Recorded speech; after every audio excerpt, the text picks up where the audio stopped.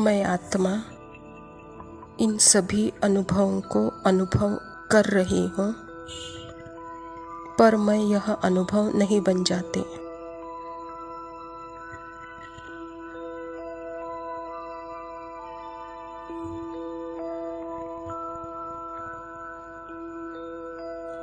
यह बहुत ही clearly explain है कि आइज़ देख रही है तो क्या आइज़ वो ऑब्जेक्ट नहीं बन जाती है।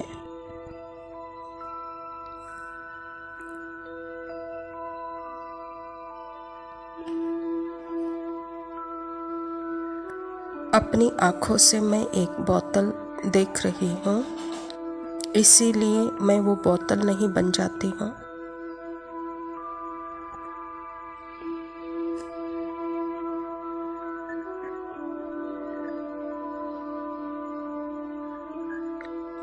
जिसे मेरी आँखें देख रही हैं, मेरा मतलब है कि मैं अपनी आँखों से देख रही हूँ।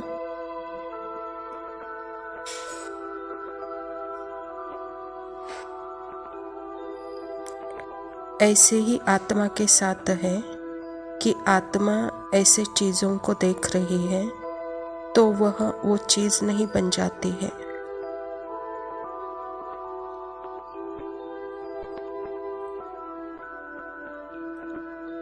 मतलब मन के थॉट्स, फीलिंग, मेमोरीज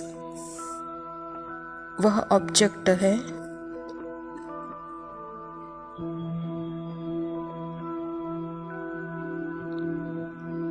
वो ऑब्जेक्ट आत्मा नहीं बन जाती। आत्मा है, इसीलिए यह सब पॉसिबल है कि मैं मन के संकल्पों को, फीलिंग को, मोमेंट्स को, यह सब कुछ मैं अनुभव कर रही हूँ, पर मैं अनुभव नहीं बन जाती हूँ।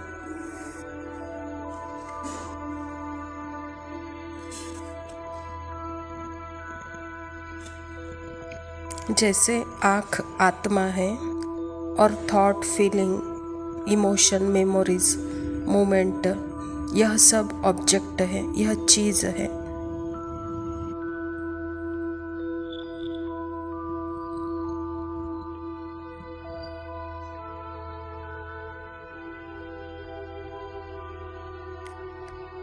यहाँ दोनों चीज़ों को कंपेयर किया जा सकता है। यह स्थूल ऑब्जेक्ट है और यह सूक्ष्म ऑब्जेक्ट है।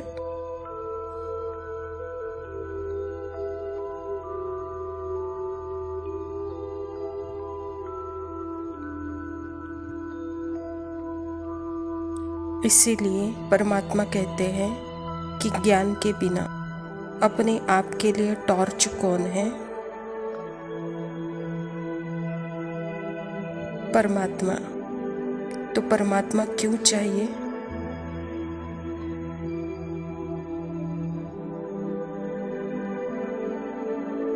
ज्ञान क्यों चाहिए?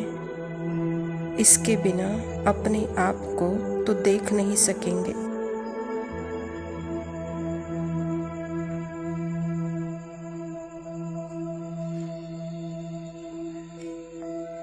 तो परमात्मा के महावाक्य ही तो मुझे, मेरे लिए जैसे लाइट है।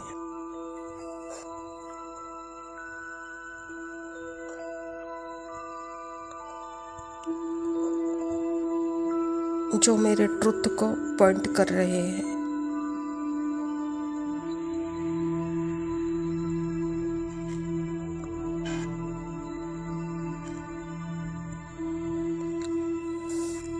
आत्मा शक्तिशाली है, पर क्या होता है कि परमात्मा की जो लाइट है ना, उसमें आत्मा को अपनी शक्ति महसूस होने लग जाती है।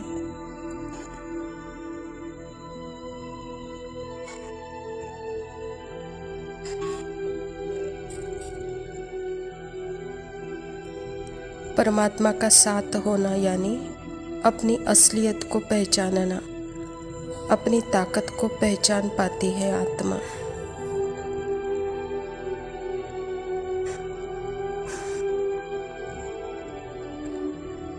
साथी का होना ज़रूरी है, परमात्मा का होना ज़रूरी है, साक्षी होकर देखने के लिए।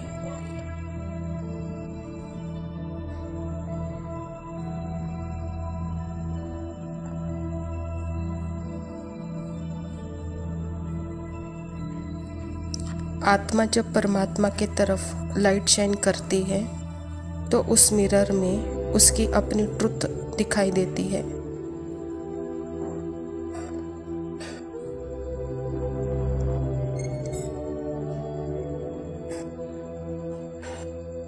जब आत्मा परमात्मा के मिरर में अपना ट्रुथ देखती है तो उसको लगता है तो यहाँ जितना भी माइंड की साइकोलॉजी है, माइंड की आवाज़ें हैं, बॉडी की मूवमेंट्स है, यह मैं नहीं हूँ।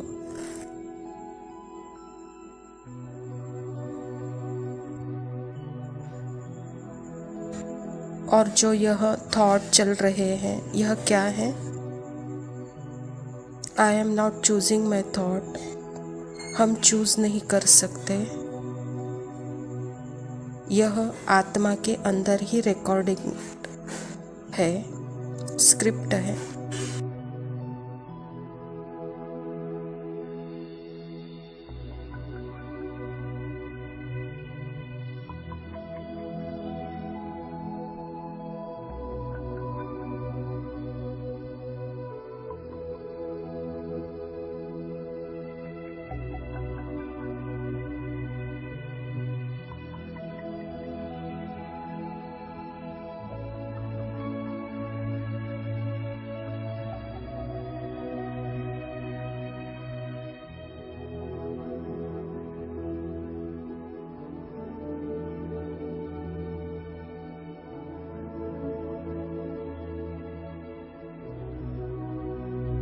ओम शांति। प्रातः मुरली बाप दादा मधुबन मातेश्वरी जी के पुण्य स्मृति दिवस पर प्रातः काल में सुनाने के लिए मधुर महावाक्य गीत है। मेरा छोटा सा देखो ये संसार है। यह गीत किस समय का गाया हुआ है? क्योंकि इस संगम समय ही हम ब्राह्मण कुल का यह छोटा सा संसार है। यह हमारा कौन सा परिवार है वह नंबरवार बतलाते हैं। हम परमपिता परमात्मा शिव के पोत्रे हैं, ब्रह्मा सरस्वती की मुख संतान हैं और विष्णु शंकर हमारे ताया जी हैं और हम आपस में सभी भाई बहन ठहरे। यह है अपना छोटा सा संसार। इसके आगे और संबंध रचा ही नहीं है। इसी समय ही इतना ही संबंध है। देखो हमारा संबंध कितनी बड़ी अथॉरिटी से है। हमारा ग्रैंड पापा शिव, उनका नाम कितना भारी है। वो सारी मनुष्य सृष्टि का बीज रूप है। सर्व आत्माओं का कल्याणकारी होने के कारण उनको कहा जाता है हर हर भोलानाथ शिव महादेव। वह सारी सृष्टि का दुख हरता सुख करता है। उस द्वारा ही हमें सुख शांति पवित्रता का बड़ा हक मिलता है। शांति में फिर कोई कर्म बंधन का हिसाब किताब नहीं रहता, परंतु यह दोनों वस्तु पवित्रता के आधार पर रहते हैं। जब तक पिता की परवरिश का पूर्ण वर्षा ले, पिता से सर्टिफिकेट नहीं मिला, तब तक तो वर्षा मिल नहीं सकता। देखो ब्रह्मा के ऊपर कितना बड़ा काम है। मलेच्छ 5 विकारों में मैली अपवित्र आत्माओं को गुलगुल बनाते हैं। जिस अलौकिक कार्य का उजरा फिर सत्युग का पहला नंबर श्री कृष्ण पद मिलता है। अब देखो उस पिता के साथ तुम्हारा कैसा संबंध है, तो कितना बेफिक्र और खुश होना चाहिए। अब हर एक अपने दिल से पूछे, हम उनके पूर्ण रीति से हो चुके हैं? सोचना चाहिए कि जब परमात्मा बाप आया है तो उनसे हम कंप्लीट वर्षा ले लेवे। स्टूडेंट का काम है संपूर्ण पुरुषार्थ कर स्कॉलरशिप लेना, तो हम पहला नंबर लॉटरी क्यों न विन करें? वह है विजय माला में पिरोया जाना। बाकी कोई है जो 2 हाथ में लड्डू पकड़कर बैठे हैं। यहाँ का भी हद का भी सुख लो और वहाँ का भी वैकुंठ में कुछ न कुछ सुख ले लेवे। ऐसे विचारवान को मध्यम और कनिष्ठ पुरुषार्थी कहेंगे, न कि सर्वोत्तम पुरुषार्थी। जब बाप देने में आनाकानी नहीं करता तो लेने वाले क्यों करते हैं। जैसे गुरु नानक ने कहा है कि परमात्मा तो दाता है, समर्थ है, मगर आत्माओं को लेने की भी ताकत नहीं है। इसीलिए कहावत है, देने वाला देता है लेकिन लेने वाला थक जाता है। आपके दिल में आता होगा कि हम क्यों नहीं चाहेंगे कि हम भी यह पद पावे, परंतु देखो बाबा कितनी मेहनत करता है, फिर भी माया कितना विघ्न डालती है। क्यों? अब माया का राज्य समाप्त होने वाला है, अब माया ने सारा सार निकल गया है। तब ही परमात्मा आते हैं, उनमें सब रस समाया हुआ है, उनसे सभी संबंध की रसना मिलती है। तभी त्वमेव माता च पिता आदि यह महिमा उस परमात्मा की गाई हुई है। तो बलिहारी इस समय की है जो ऐसा संबंध है। तो परमात्मा के साथ इतना संपूर्ण संबंध जोड़ना है जो 21 जन्मों के लिए सुख प्राप्त हो जाए, यह है पुरुषार्थ की सिद्धि। परंतु 21 जन्म का नाम सुन ठंडे मत पड़ जाना। ऐसे नहीं सोचना कि 21 जन्मों के लिए इतना इस समय पुरुषार्थ भी करें, फिर भी 21 जन्मों के बाद गिरना ही है तो सिद्धि क्या हुई। परंतु ड्रामा के अंदर आत्माओं की इतनी सर्वोत्तम सिद्धि मुकर्रर है, वो तो मिलेगी ना। बाप आकर के हमें संपूर्ण स्टेज पर पहुंचा देता है, परंतु हम बच्चे बाप को भूल जाते हैं तो ज़रूर गिरेंगे। इसमें बाप का दोष नहीं है। अब कमी हुई तो हम बच्चों की सतयुग त्रेता का सारा सुख एक जन्म के पुरुषार्थ पर आधार रहता है, तो क्यों ना संपूर्ण पुरुषार्थ कर अपना सर्वोत्तम पार्ट बजाए। क्यों ना पुरुषार्थ कर यह वर्षा लेवे। पुरुषार्थ मनुष्य सदा सुख के लिए ही करता है, सुख दुख से न्यारे होने के लिए कोई पुरुषार्थ नहीं करता। वो तो ड्रामा के अंत में परमात्मा आए, सभी आत्माओं को सजा दे, पवित्र बनाए, पार्ट से मुक्त करेंगे। यह तो परमात्मा का कार्य है। वो अपने मुकर्रर समय पर ही आएंगे, आकर बताते हैं। अब जब आत्माओं को फिर भी पार्ट में आना ही पड़ेगा तो क्यों ना सर्वोत्तम पार्ट बजाए। मनुष्य सृष्टि को सुखदायी बनाने वाला बाप जानता है कि मनुष्य सृष्टि सुखदायी कैसे बनेगी। जब तक आत्माएं स्वच्छ नहीं बनी तब तक संसार सुखमय नहीं हो सकता। इसीलिए वो आकर के पहले पहले आत्माओं को ही स्वच्छ बनाते हैं।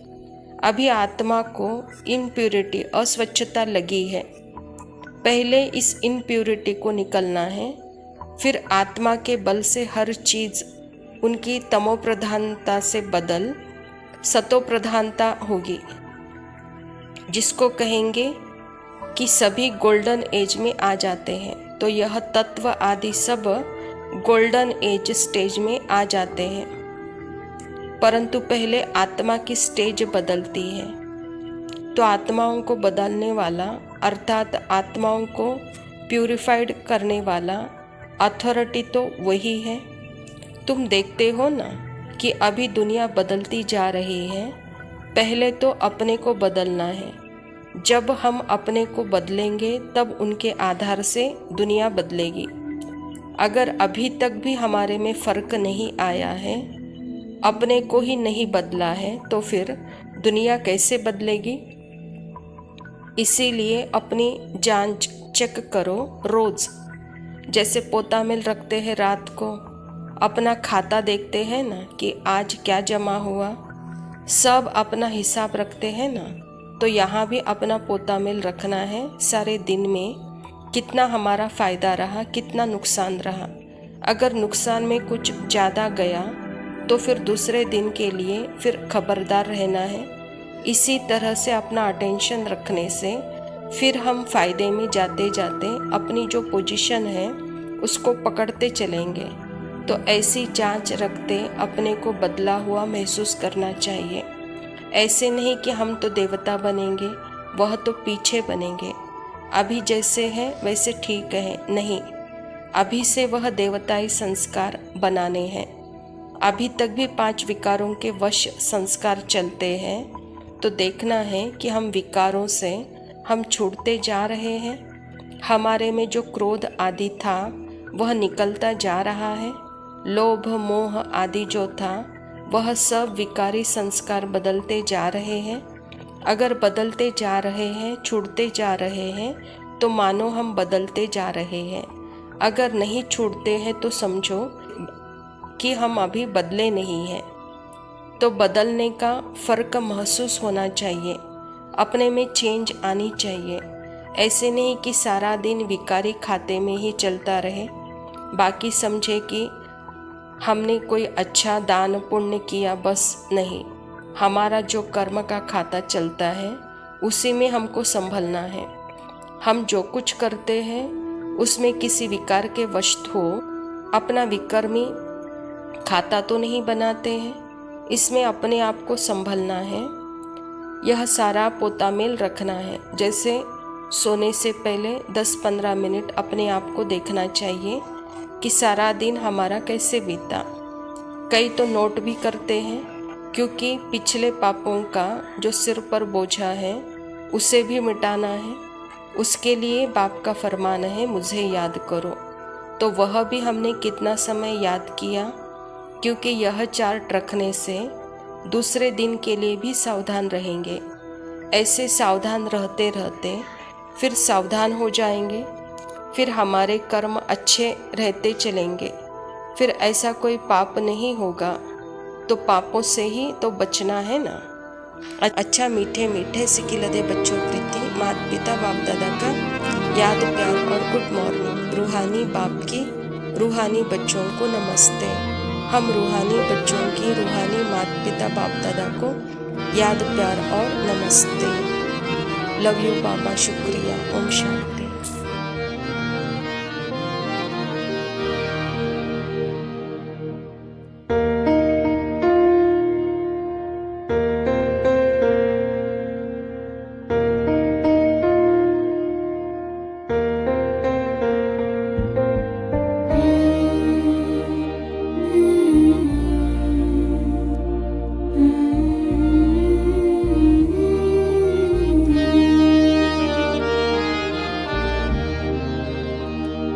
मीठी